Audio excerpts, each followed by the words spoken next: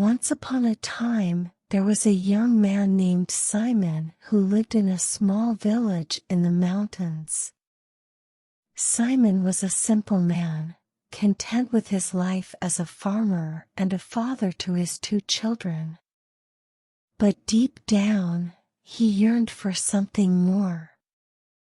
He wanted to see the world beyond his small village, to experience new cultures and meet new people. One day, Simon decided to set out on a journey. He left his family behind, promising to return one day, and headed down the mountain, not knowing where his journey would take him. As he traveled, Simon encountered many challenges and obstacles. He had to cross raging rivers, climb steep cliffs, and brave dangerous forests. But he persevered, driven by his desire to see the world and to find his place in it. Along the way, Simon met many people, each with their own story and struggles.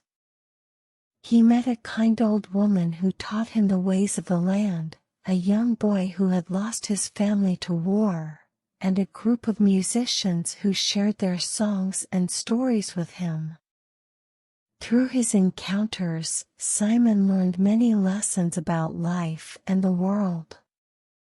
He learned about the beauty of diversity, the importance of compassion and empathy, and the power of human connection to bridge even the greatest of divides. But as he traveled farther from his home, Simon began to feel a sense of loneliness and isolation. He missed his family and his village, and he wondered if his journey was worth the sacrifices he had made. One day, as he sat by a river, contemplating his next move, Simon met an old man who was fishing. The old man was kind and wise, and he sensed Simon's troubled thoughts. "Son," he said, "what troubles you? You seem burdened by the weight of the world."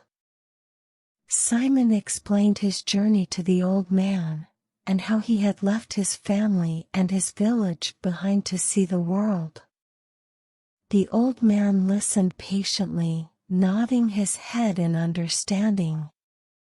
Then he spoke. "Son, I understand your desire to see the world and to find your place in it. But remember, the greatest journey you will ever make is the journey within yourself. You cannot find happiness or fulfillment in the world if you do not first find it within yourself." Simon was puzzled by the old man's words. He had never thought of his journey in that way before. The old man continued, "Do not get me wrong, my son. The world is a beautiful and wondrous place, full of treasures and secrets waiting to be discovered. But the true treasure lies within your own heart. Only when you find peace and contentment within yourself will you be able to appreciate the beauty of the world around you." Simon pondered the old man's words for a while, and he realized that the old man was right. He had been so focused on the external world, on seeing new places and meeting new people, that he had forgotten to look within himself. With a newfound sense of purpose and clarity, Simon continued on his journey, but with a different perspective. He took the time to reflect on his thoughts and feelings, to meditate on his inner being, and to appreciate the beauty and wonder of the world around him. And as he journeyed on, Simon found that he was no longer alone. He had made friends with the people he met along the way, and he had forged a deep connection with himself. Eventually, Simon's journey led him back to his village in the mountains. As he walked through the streets, He saw his family waiting for him, and he felt a sense of joy and fulfillment that he had never experienced before. He realized that his journey had not been in vain.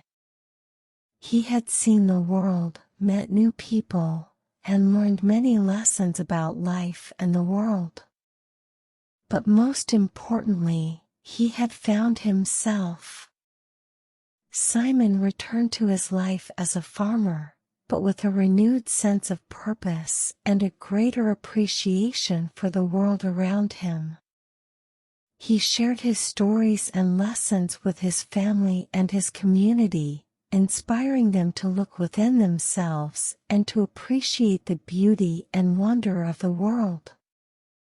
And so, Simon lived the rest of his life with contentment and happiness, knowing that the greatest journey he had ever made was the journey within himself.